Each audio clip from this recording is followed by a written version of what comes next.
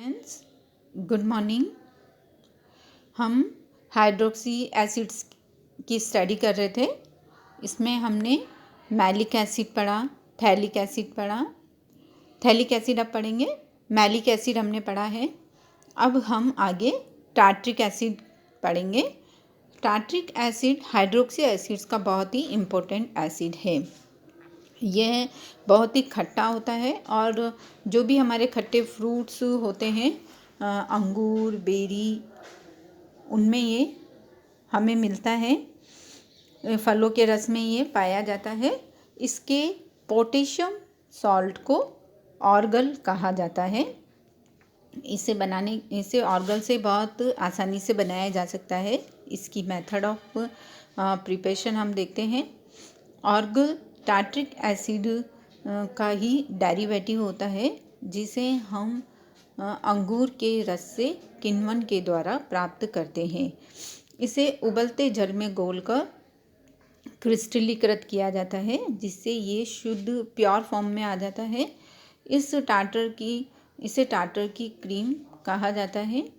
इसे जल में विलय कर उदासीन कर लिया जाता है और टार्ट्रिक अम्ल का कुछ भाग कैल्शियम टार्ट्रेट के रूप में रह जाता है तथा कुछ भाग पोटेशियम टार्ट्रेट के रूप में विलय हो जाता है।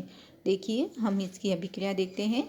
ऑर्गल में पोटेशियम हाइड्रोजन टार्ट्रेट होता है, जिसकी हम कैल्शियम हाइड्रोक्साइड के साथ अभिक्रिया कराते हैं, तो इसमें इसका कैल्शियम सॉल्ट और पोटेशियम सॉल्ट हमें प्राप्त होता है। इस कैल्शियम सॉल्ट जो होता है वो अविलेय रूप में होता है और पोटेशियम सॉल्ट सॉल्युबल फॉर्म में होता है। इसमें अविलेय कैल्शियम सॉल्ट को हम छानकर अलग कर लेते हैं। फिर इसमें विलेय पोटेशियम सॉल्ट की अभिक्रिया हम CaCl2 के साथ कराते हैं, तो उसमें KCl बाहर निकल जाता है और कैल्शियम सॉल्ट हमें इसमें प्राप्त होता है। इस कैल्शियम सॉल्ट की हम तनु H2SO4 के साथ अभिक्रिया कराते हैं, तो इसमें टार्ट्रिक एसिड प्राप्त होता है, जो कि शुद्ध रूप में होता है। तो इस प्रकार से इसे ऑर्गल से प्राप्त किया जाता है। नेक्स्ट इसकी मेथड ऑफ प्रिपरेशन है ग्लाइऑक्सेल से। ग्लाइऑक्सेल की अभिक्रिया हम HCN के साथ कराते हैं, तो HCN इस पर एडिशन रिएक्शन करता है, ग्लाइऑक्सेल के कार्बोनिल ग्रुप पर एडिशन करता है और OH और CN ग्रुप इस पर ऐड हो जाते हैं। अब हम इसका कंप्लीट हाइड्रोलाइसिस करवा देते हैं, तो इसमें टार्ट्रिक एसिड हमें प्राप्त होता है। नेक्स्ट इसकी मेथड ऑफ प्रिपरेशन है फ्यूमेरिक एसिड के ऑक्सीडेशन से। फ्यूमेरिक एसिड का हम ऑक्सीडेशन कराते हैं बेसिक KMnO4 के साथ, तो इसमें टार्ट्रिक एसिड हमें प्राप्त होता है। नेक्स्ट इसकी फिजिकल प्रॉपर्टीज़ हम देखते हैं। ऑर्गल से प्राप्त टार्ट्रिक एसिड कलरलेस होता है और क्रिस्टलाइन फॉर्म में होता है। यह वाटर और अल्कोहल में कम्प्लीटली सॉल्युबल होता है, बट ऑर्गेनिक सॉल्वेंट ईथर में इनसॉल्युबल होता है। टार्ट्रिक एसिड की संरचना में 2 एसिमेट्रिक कार्बन होते हैं, अतः यह 4 प्रकार के आइसोमर बना सकता है, जिसकी संरचना इस प्रकार से होती है। एक इसका D फॉर्म होता है, D टार्ट्रिक एसिड, एक L टार्ट्रिक एसिड, एक मीज़ो टार्ट्रिक एसिड होता है और एक इनका रेजिमिक मिक्सचर होता है। D टार्ट्रिक एसिड जो होता है वह पोटेशियम हाइड्रोजन टार्ट्रेट के रूप में इमली, अंगूर में आदि में प्रेजेंट होता है। L टार्ट्रिक एसिड मुक्त अवस्था में प्रकृति में नहीं पाया जाता है। इसे रेजिमिक टार्ट्रिक अम्ल के वियोजन से भी प्राप्त किया जा सकता है। रेजिमिक टार्ट्रिक एसिड यह जनरली अंगूर के रस में पाया जाता है और इसे D व L टार्ट्रिक एसिड की बराबर मात्रा मिलाकर बनाया जाता है। मीसो टार्ट्रिक एसिड यह भी प्राकृतिक रूप में नहीं पाया जाता है। इसे डी टार्ट्रिक एसिड को जल के साथ गर्म करने पर प्राप्त किया जाता है। अब हम इसकी केमिकल प्रॉपर्टीज़ देखते हैं।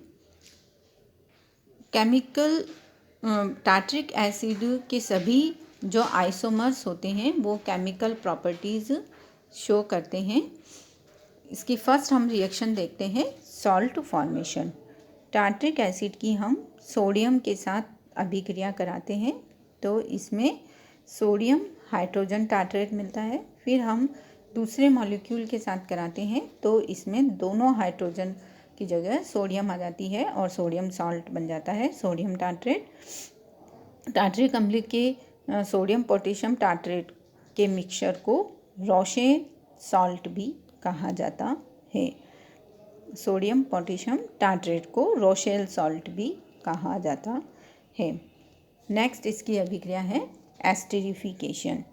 टार्ट्रिक एसिड की हम अल्कोहल के 2 मॉलिक्यूल के साथ 1 बाय 1 एसिडिक मीडियम में इसकी अभिक्रिया कराते हैं तो हमें 1 बाय 1 हम अल्कोहल के साथ कराते जाते हैं तो इसमें हमें एस्टर मिलता है, डाई इथाइल टार्ट्रेट इसमें हमें प्राप्त होता है। नेक्स्ट हम इसकी अभिक्रिया कराते हैं अमोनिया से।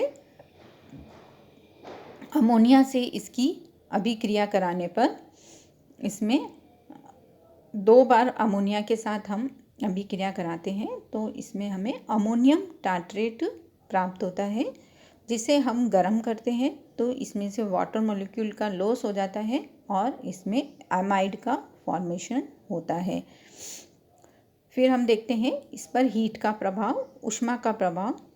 टार्ट्रिक एसिड को 150 डिग्री सेंटीग्रेड पर गर्म करने पर हमें संगत एनहाइड्राइड प्राप्त होता है। इसमें वाटर मॉलिक्यूल का लॉस हो जाता है और टार्ट्रिक एनहाइड्राइड इसमें बनता है। अगर हम इसे उच्च ताप पर गर्म करते हैं तो टार्ट्रिक एसिड डिसोशिएट हो जाता है और पायरुविक एसिड में कन्वर्ट हो जाता है।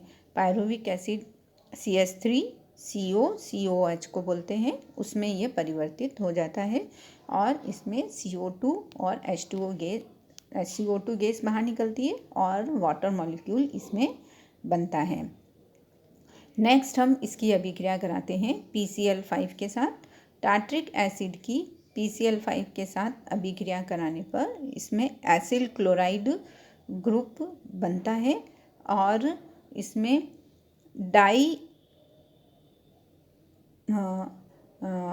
डाइक्लोरोसक्सिनिक क्लोराइड हम इसे बोलते हैं। इसकी जो OH ग्रुप होता है वो भी क्लोरीन से सब्स्टिट्यूट हो जाता है और दोनों जगह Cl आ जाती है, इसीलिए इसे हम डाइक्लोरोसक्सिनिक क्लोराइड बोलते हैं। इसमें POCl3 और HCl इसमें बाहर निकलते हैं। फिर हम इसकी अभिक्रिया HBr के साथ कराते हैं।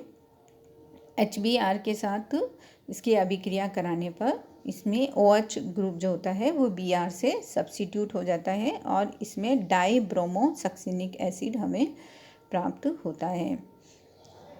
नेक्स्ट इसकी हम HI के साथ अभिक्रिया कराते हैं। टार्ट्रिक अम्ल की HI की उपस्थिति में अभिक्रिया कराने पर यह टार्ट्रिक एसिड का अपचयन कर देता है। इसमें हम 2HI मॉलिक्यूल लेते हैं इसकी अभिक्रिया में तो ये 1 बाय 1 दोनों हाइड्रोक्सी ग्रुप को रिड्यूस कर देता है CH2 ग्रुप में और इसमें I2 गैस लिबरेट होती है तो इसमें लास्ट में हमें सक्सिनिक एसिड प्राप्त होता है। नेक्स्ट हम इसकी अभिक्रिया कराते हैं H2SO4 के साथ।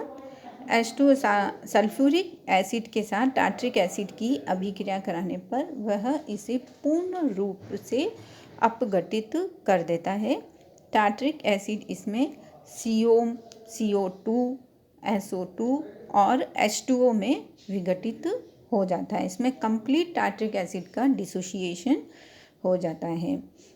फिर हम इसकी अभिक्रिया कराते हैं, एसिटाइलाइजेशन कराते हैं इसका CH3COCl के साथ तो इसमें OH ग्रुप का सब्स्टिट्यूशन हो जाता है। इसमें HCl निकल जाता है और CH3 ग्रुप वहाँ पर जुड़ जाता है हम 1 बाय 1 कराते हैं तो दोनों मॉलिक्यूल इसमें जाके जुड़ जाते हैं। पहले जब जुड़ता है तो उसे मोनो एसिटिल टार्ट्रिक एसिड बोलते हैं और उसका दूसरा OH ग्रुप भी एसिटिल में कन्वर्ट हो जाता है, उसे डाई एसिटिल टार्ट्रिक एसिड कहते हैं। नेक्स्ट हम इसकी अभिक्रिया कराते हैं ऑक्सीडेशन। टार्ट्रिक एसिड एक बहुत ही अच्छे अपचायक का कार्य करता है। इसमें हम उसकी ऑक्सीडेशन टॉलेन रिएजेंट के साथ AgNO3 के साथ कराते हैं, जो कि Ag2O में परिवर्तित हो जाता है इसका अमोनियम शॉल। उसके साथ इसका ऑक्सीडेशन कराने पर OH ग्रुप का ऑक्सीडेशन हो जाता है और CO2 में कन्वर्ट हो जाता है। इसमें जो ये कंपाउंड बनता है उसे टार्ट्रॉनिक एसिड कहते हैं। अगर हम इसकी प्रबल ऑक्सीकारक के साथ इसका ऑक्सीडेशन कराते हैं, स्ट्रॉन्ग ऑक्सीडाइजिंग एजेंट अगर हम इसमें काम में लेते हैं, तो टार्ट्रिक एसिड ऑक्जेलिक अम्ल में कन्वर्ट हो जाता है। यहाँ पर 2 मॉलिक्यूल ऑफ CO2 बाहर निकलती है।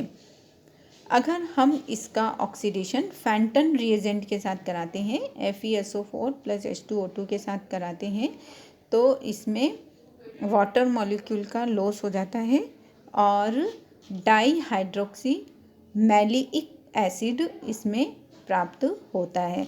तो हम ये देखते हैं कि अलग अलग रिएजेंट की प्रेजेंस में इसका ऑक्सीडेशन भी डिफरेंट होता है। तो ये हमने टार्ट्रिक एसिड की केमिकल रिएक्शंस देखी है। इसके आगे हम नेक्स्ट कंपाउंड नेक्स्ट क्लास में स्टडी करेंगे।